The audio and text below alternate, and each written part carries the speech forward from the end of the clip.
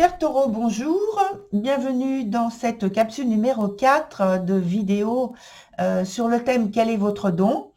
Alors, vous pouvez voir tout de suite que j'ai gardé les cartes précédentes concernant les vidéos précédentes, auxquelles j'ai ajouté 2 points, donc 2 cartes seulement, qu'on va voir ensemble. Alors, ces cartes sont issues du jeu, je le précise tout de suite, Fallen Angel. Donc, on est dans l'univers des anges. La première carte sur le premier point, on parle donc du dénouement. Et ensuite, sur le deuxième point, on va parler donc de votre action en lien avec le dénouement et entre autres le reste des choses qui ont été évoquées sur les vidéos précédentes.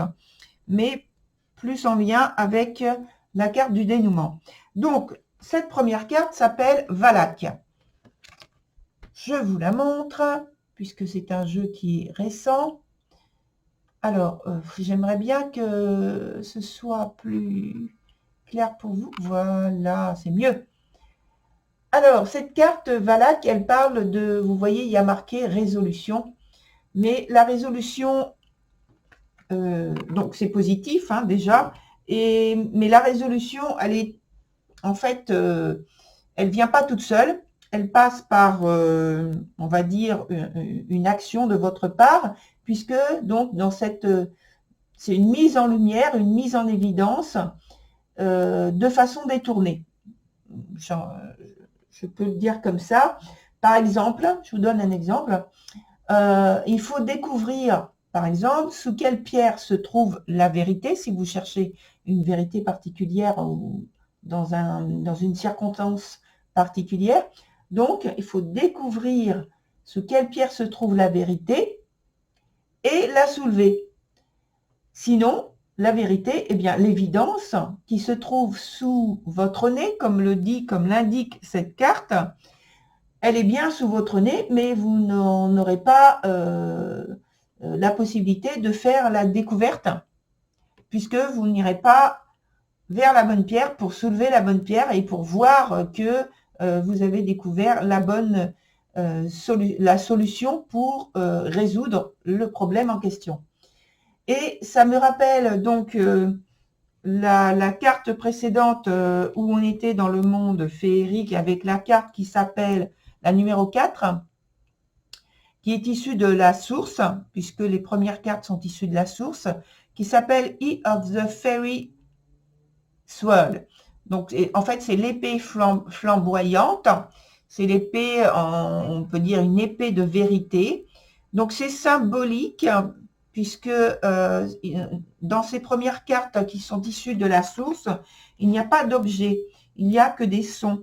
Donc, ici, c'est l'aspect tranchant de l'épée qui va amener à la vérité. C'est cet aspect-là.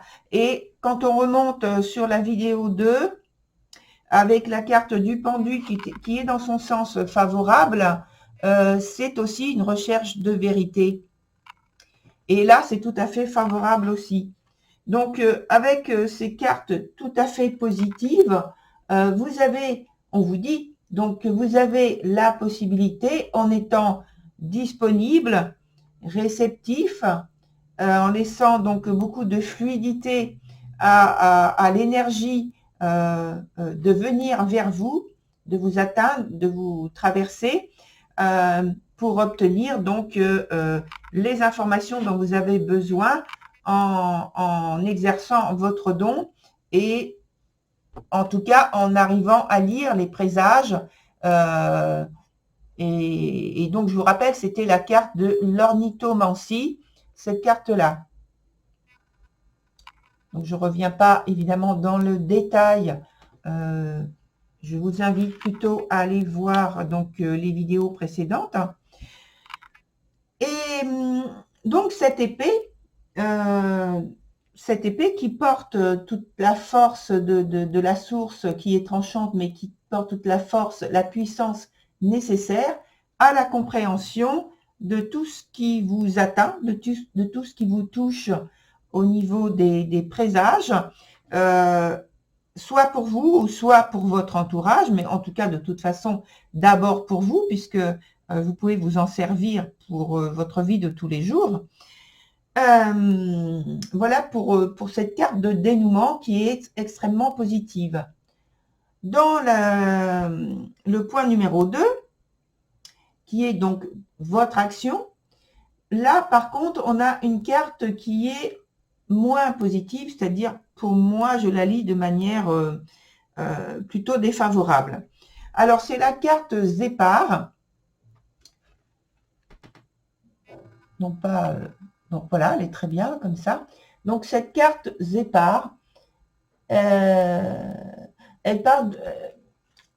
alors, je vais en parler... elle dit que votre action par rapport à cette vérité, je la relis donc au dénouement, que cette vérité à découvrir, même si elle se trouve à votre portée, comme à portée de main, oui, à votre portée, comme on l'a vu, en fait, votre action, c'est de faire usage de votre force d'attraction. Donc jusque-là, c'est très bien. Mais là aussi, il y a un risque de vous fourvoyer, c'est de croire d'attirer à vous quelque chose, mais de vous retrouver avec tout à fait, eh bien, autre chose. Et ce quelque chose, cette autre chose, pardon, c'est déplaisant, c'est défavorable, c'est inapproprié, que des termes de ce genre-là, si vous voulez. Et c'est en fait séduire pour obtenir des faveurs, en quelque sorte, mais ces faveurs ne correspondent pas aux souhaits et ces faveurs, elles sont factices. Et alors, il y a une autre carte qui est tombée. J'aimerais bien vous la montrer. Alors, je vais regarder si elle est dans la partie qui est là. J'en ai pas pris beaucoup, mais j'aimerais bien qu'elle y soit. Elle est là. Voilà. Alors, je vais vous la montrer. Bon, j'ai de la chance. Elle est dans les premières parties. Alors, c'est la carte Morax. Donc, je vous la montre. Cette carte, quand j'ai fait la préparation, elle est tombée. Je ne l'ai pas gardée, mais bon, j'ai envie de vous la montrer parce que je m'en souviens. Donc, cette carte Morax, elle parle, il y a marqué donc leadership. Leadership, vous êtes un dirigeant, vous êtes un chef, voilà, vous êtes un leader, comme on dit chez nous aussi. Et donc, elle vous dit de prendre l'avantage, le contrôle, en maîtrisant les événements. Donc là, c'est un conseil.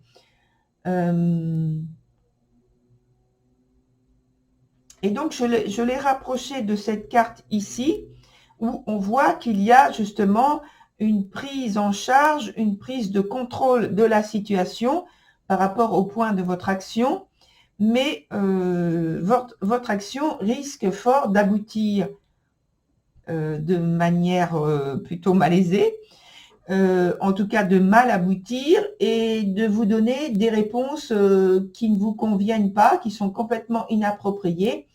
Et en fait, c'est une invitation à diriger votre volonté, votre force d'attraction d'une meilleure manière pour éviter qu'il y ait un retournement de situation.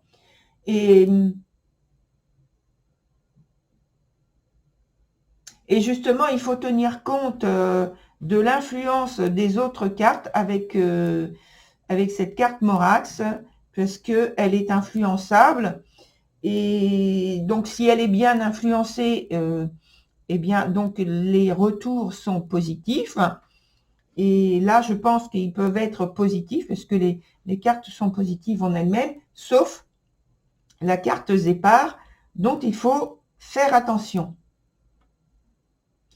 Voilà.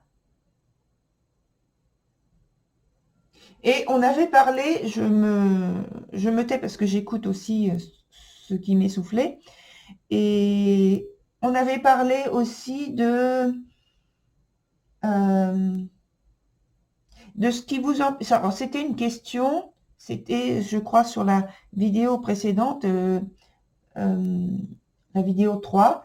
Et la question, c'était qu'est-ce qui vous empêche de lâcher prise? Et alors, et on avait évoqué différentes choses. Donc, ça pouvait être au niveau émotionnel quelque chose de difficile. Ça peut être des croyances, des principes, etc., etc. Donc voilà, qu'est-ce qui vous empêche de lâcher prise? Parce que apparemment, il y a ce côté à vouloir tenir, maîtriser les choses, mais tellement les maîtriser qu'il n'y a plus de fluidité, ni de disponibilité ou de réceptivité qui passe.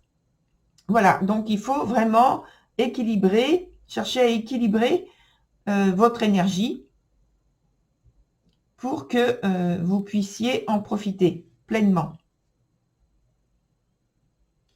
Voilà, chers taureaux, pour votre tirage. Je vous remercie donc d'être venu visionner cette vidéo numéro 4. Et puis, je pense les précédentes, les 3 précédentes, puisque tout est lié.